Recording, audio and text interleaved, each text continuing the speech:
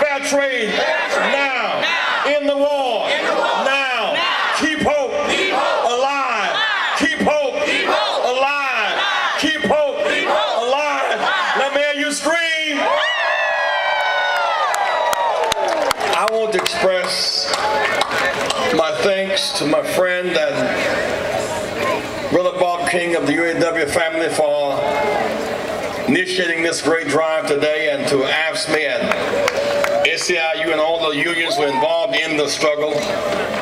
Very special, I want to thank the churches. The ministers you see standing here represent the soul and substance of our community. When they move, we move.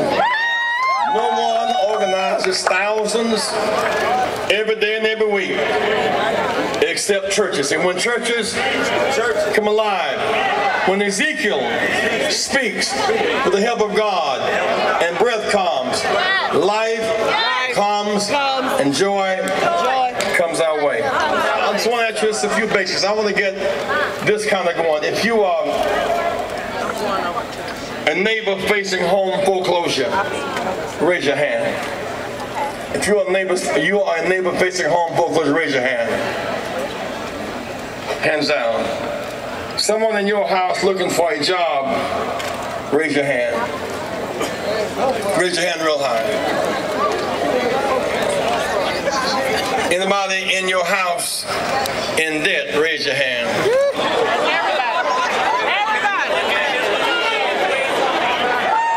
Raise your hand.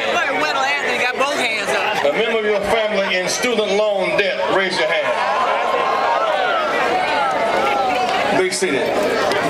In some sense, we laugh it off because we've adjusted to the misery of it all. When you're one family member away from homelessness or joblessness or in debt and can't keep your child in school, that is a state of emergency. I appeal to Detroit in a very special way today. Don't let these conditions break your spirit. But that's some facts you ought to know about Detroit. All of its greatness that we exalted. There are about 200,000 Detroiters unemployed today. 200,000. There are 90,000 vacant lots of abandoned houses in Detroit today. In those neighborhoods, our young people could be tearing off boards, putting in windows, and landscaping, becoming painters, brick masons, and glazers. In Detroit today, in all of its greatness, there's not a single national chain grocery store in New York, in Detroit. There's not one retailer national store in Detroit. That means most neighborhood stores cost you more than it should cost, because you can't get to another store called Food and Price Desert. See, Food and Price Desert. That means those who have the least pay the most. Remember when they cut public transportation and lay off public drivers and raise the fare? Folk on welfare cannot own a car legally. So if you can't get private transportation and can't afford public, how can you get the welfare to work? In Detroit, 90% of all children, 90% on free food lunch. That means they're poor. Something glass and dental care. They need breakfast and lunch.